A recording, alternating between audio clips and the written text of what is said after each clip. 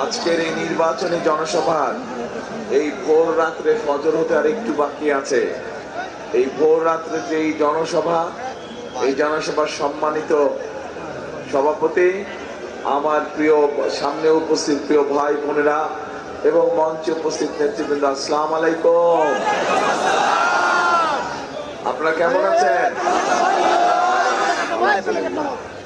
এই যে আপনাদের এখানে আসার কথা ছিল আমার কখন 8টার সময় আসার কথা ছিল, মানে গতকাল 8টার সময়, সন্ধ্যা 8টায় ফজরের ওয়াক্তে এসে পৌঁছেছি। সেই সিলেট থেকে রওনা দিয়েছি, পথে পথে হাজার হাজার হাজার মানুষ, সকল মানুষের সাথে কথা বলতে বলতে সবাই অপেক্ষা করছে। আপনারা যেরকম অপেক্ষা করছেন তারাও অপেক্ষা করছিল, কাজেই আস্তে আস্তে দেরি হয়ে গেছে। এই জন্য আপনাদের কাছে ক্ষমা প্রার্থী আমি। এখন প্রিয় ভাই বোনেরা, এই যে আপনারা কষ্ট করে কেন অপেক্ষা করছেন, আপনাদের সকলের চেহারার মধ্যে, মা বোনেরা সহ এই যে ভোর রাত্রে জেগে আছে সকলের চেহারার মধ্যে একটি ছাপ ফুটে উঠেছে, একটি চাওয়া ফুটে উঠেছে। কি সেটা? একটা পরিবর্তন চাচ্ছে বাংলাদেশের মানুষ, তাই একটা পরিবর্তন চাচ্ছে। কি পরিবর্তন? একটা ভালো পরিবর্তন চাচ্ছে। আমরা বিগত দিনে যে কাজগুলো দেখেছি, এখানে এই যে দেখেছি, আমরা এই অবস্থার পরিবর্তন চাই। আমরা একটি নিরাপদ অবস্থা চাই, তাই না? একটি নিরাপদ অবস্থা যেখানে সকল মানুষ নিরাপদে থাকতে পারবে, নিরাপদে ব্যবসা বাণিজ্য করতে পারবে, রাস্তাঘাটে নিরাপদে চলতে পারবে। আপনারা তো এরকমই চান নাকি? ইনশাল্লাহ এরকমই চান। এখন প্রিয় ভাই বোনেরা, এই যে একটু আগে আমি কথা শুরুতেই বললাম যে নির্বাচনী জনসভা, বিগত 15 বছরে এরকম কোন নির্বাচনী জনসভা হয়েছিল? আপনারা বিগত 15 বছরে ভোট দেবার সুযোগ পেয়েছিলেন? পান নাই আপনারা সুযোগ। তাহলে এই যে আন্দোলন সংগ্রামের মাধ্যমে, যেই মানুষগুলোর ত্যাগের মাধ্যমে, শহীদদের জীবনের মাধ্যমে যে আমরা এই যে সুযোগটা পেলাম, আগামী 12 তারিখে, আগামী মাসের 12 তারিখে যে নির্বাচন, এই নির্বাচনে তাহলে আমাদেরকে সঠিকভাবে সিদ্ধান্ত নিতে হবে যে কি করতে হবে, তাই নয়? তাহলে দেশকে যদি সঠিকভাবে গড়ে তুলতে হয়, দেশকে যদি, রাষ্ট্রকে যদি মেরামত করতে হয়, তাহলে আমাদের সকলকে ঐক্যবদ্ধ থাকতে হবে।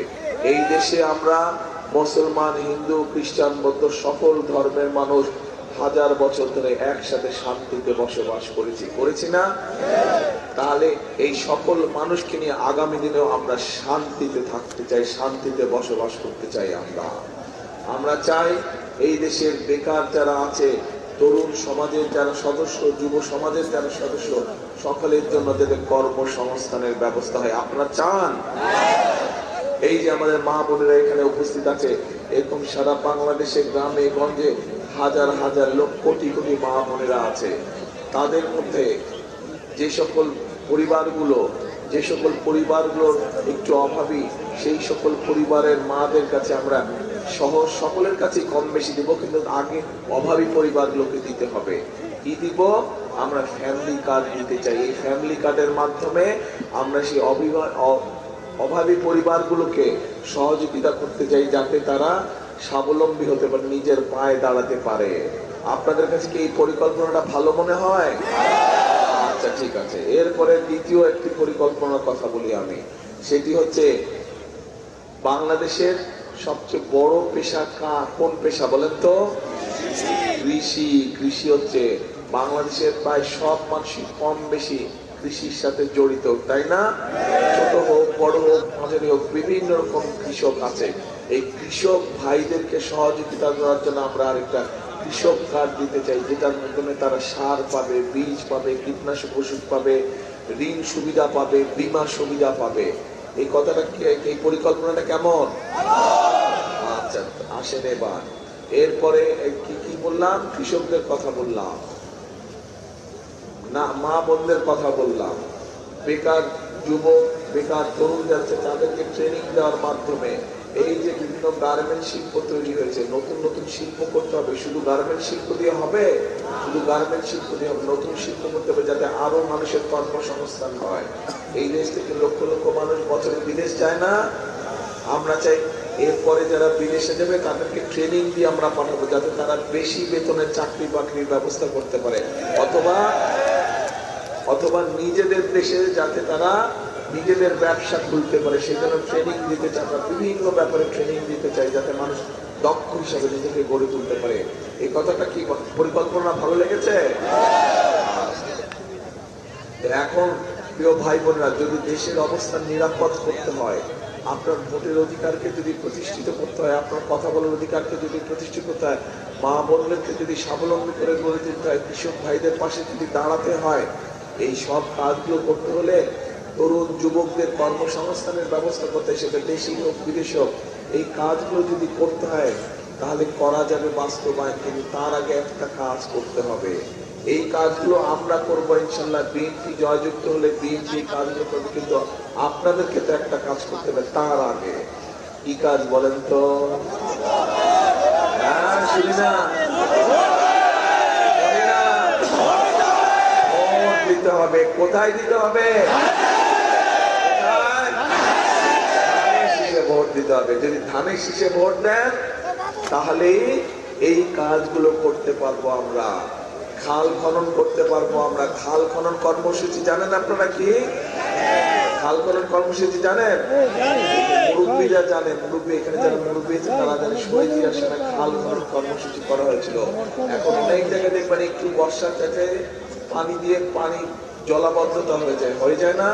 তার উপরে আবার কৃষকরা সেচ সুবিধা পায় না, অনেক সময় হয়ে যায় না? আমরা খাল খনন কর্মসূচিও চালু করতে চাই। এখন আমি যদি জিজ্ঞেস করি আপনাদেরকে, যদি খাল খনন কর্মসূচি আমরা গ্রহণ করি তাহলে কি আপনারা মনে করেন কৃষকদের উপকার হবে? হবে? তাহলে কি সেটাও করবো আমরা? ঠিক আছে, করলাম তো, কিন্তু আপনারা কি করলেন?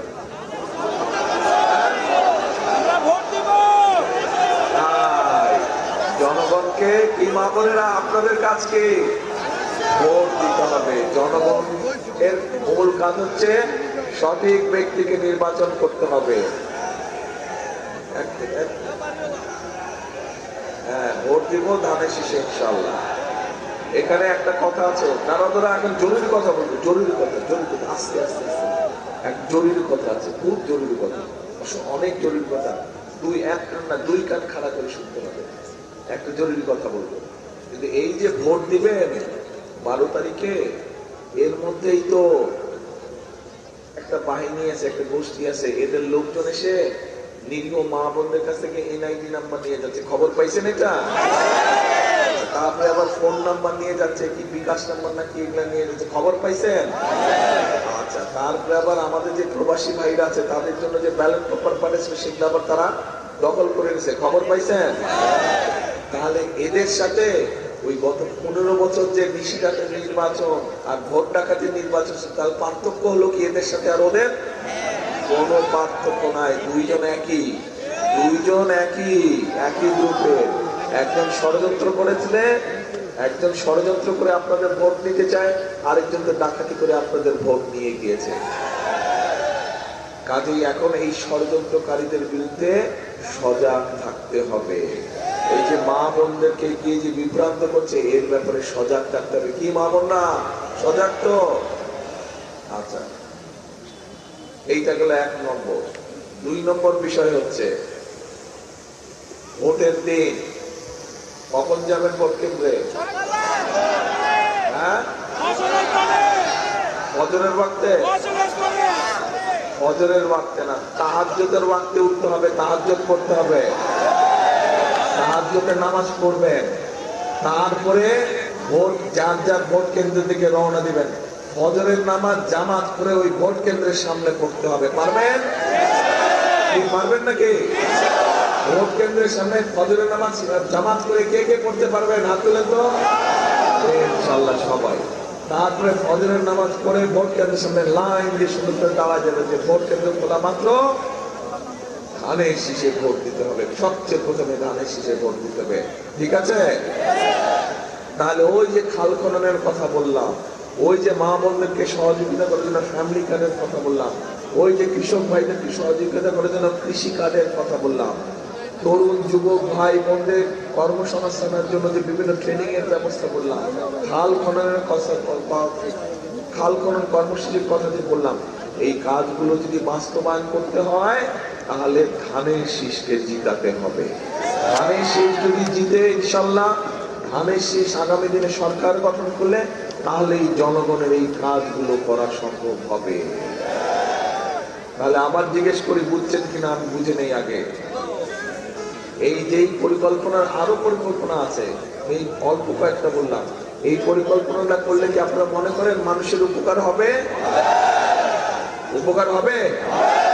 তাহলে আসেন একটা স্লোগান দেই, করব কাজ করব দেশ, সবার আগে বাংলাদেশ।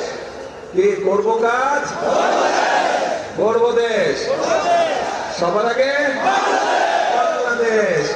এই শেষ কথা। ইনশাল্লাহ 12 তারিখ দেখা হবে ধানের শীষকে জয়যুক্ত করাবে। আল্লাহ হাফেজ। বাংলাদেশ জিন্দাবাদ।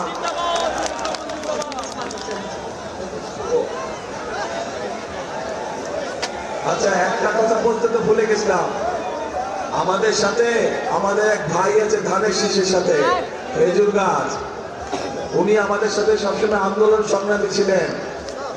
উনি আমাদের সাথে আন্দোলন সংগ্রামী ছিলেন। কাজে এই ভাইকে দেখাও আমাদের কর্তব্য। ঠিক আছে? মনে থাকবে তো?